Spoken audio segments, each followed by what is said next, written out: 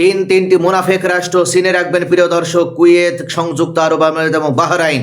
এই তিনটা এত বড় মুনাফেক এবং বেঈমান রাষ্ট্র যে তারা আয়াতুল্লাহ আলী খামেনির শেষ জানাজা অনুষ্ঠানেও তাদের একজন প্রতিনিধি পাঠায়নি, অথচ বিশ্ব থেকে প্রত্যেকটা রাষ্ট্র থেকে কম বেশি তাদের গুরুত্বপূর্ণ প্রতিনিধিকে তারা সকলেই পাঠিয়েছিল। কোটি কোটি মানুষ যেখানে এই জানাজায় অংশগ্রহণ করেছিল বিশ্বের ইতিহাসে, যেটা নজির স্থাপন করেছে।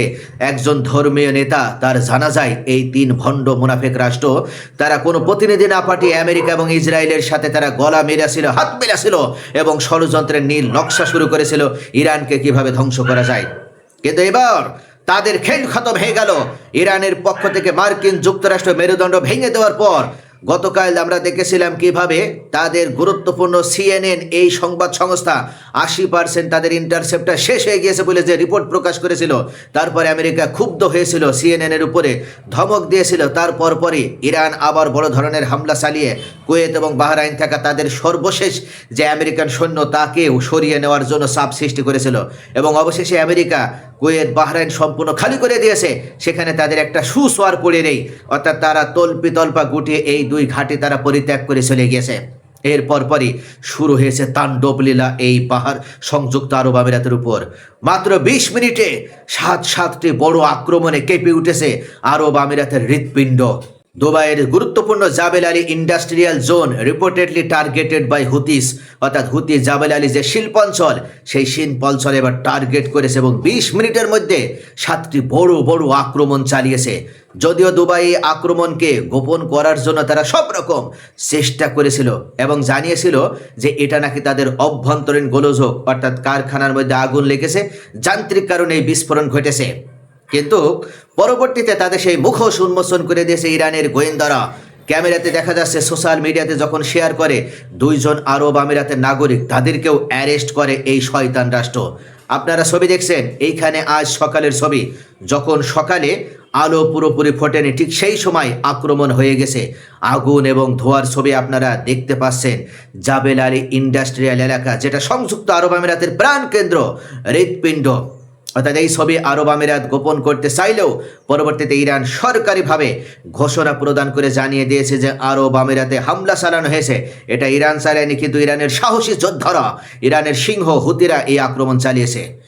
ইরান তার প্রক্সি ব্যবহার করে মধ্যপ্রাচ্যের এই শয়তান মুনাফেক ভণ্ড রাষ্ট্রগুলোর বিরুদ্ধে নিজের শক্তিকে একের পর এক জাহির করছে। ইরান সত্যি যে বর্তমান পৃথিবীতে সুপার পাওয়ার, সে আমেরিকাকে যে পরাস্ত করতে পারে এবং যে সমস্ত রাষ্ট্র এখনো মনে করছে আমেরিকাই তাদের রক্ষাকর্তা, তাদের জন্য বড় সড় বিপদ অপেক্ষা করছে। আজ তারই বার্তা প্রদান করলো ইরান হুতির মাধ্যমে আরব আমিরাতকে আক্রমণ করে ছিন্ন ভিন্ন করে দিয়ে। একটি চমৎকার খবর আছে প্রিয় বন্ধুরা। এইদিকে সৌদি আরব, আমরা জানি যে 14টি রাষ্ট্রের সমন্বয়ে একটা তারা অ্যালায়েন্স ডিফেন্স গঠন করেছিল, তার মেরিটাইম এই ডিফেন্স অ্যালায়েন্স, এটার মাধ্যমে তারা নিজেদের রক্ষা করতে চেয়েছিল, কিন্তু হুতির হাত থেকে তারা নিজেকে রক্ষা করতে পারেনি। সেই সমস্ত অ্যালায়েন্স ইতিমধ্যে ঘরে ফিরে গিয়েছে, তারা সকলেই দূর হয়ে গেছে।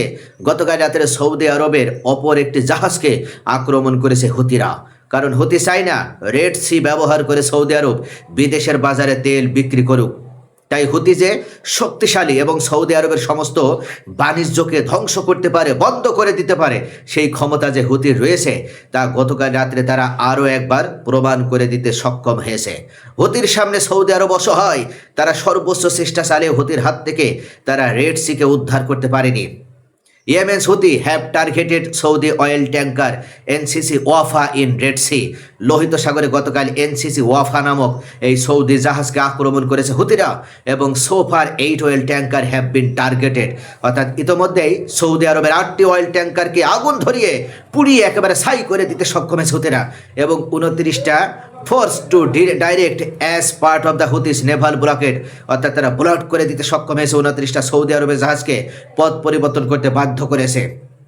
কারণ হুতিরা এই মুহূর্তে লোহিত সাগরে সৌদি আরবকে অবরুদ্ধ করে রেখেছে। তো প্রিয় দর্শক, যে বেঈমান রাষ্ট্র, যে মোনাফেক রাষ্ট্র আরব আমিরাত আপন ভাইয়ের জানাজা অনুষ্ঠানে প্রতিনিধি না পাঠিয়ে বিশ্বাসঘাতকতা করেছিল, অবশেষে তাদের পালা শুরু হয়েছে। অনেকেই মনে করছিল কুয়েত এবং বাহরাইন তো ধ্বংস করা হয়ে গেল, কিন্তু আরব আমিরাতে কেন ইরান হামলা করছে না? ইরান অপেক্ষা করছিল। একের পর এক তারা শত্রুগুলোকে ধরছে আর খতম করছে।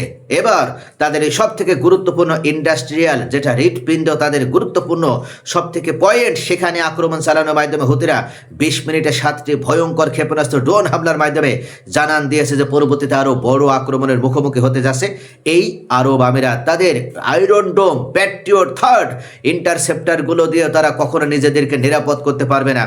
তাদের বিরুদ্ধে এবার এই বড় সড়ো অভিযানের মাধ্যমে তাদের অহংকার চূর্ণ করে দিয়ে তাদের সেই 20 দাঁত আমরা ভেঙে ফেলবো। তো প্রিয় দর্শক, পরবর্তীতে বিশ্ব সংবাদের আরো বড় আপডেট নিয়ে আপনাদের সামনে হাজির হব। সে পর্যন্ত সকলে ভালো থাকুন। আল্লাহ হাফেজ।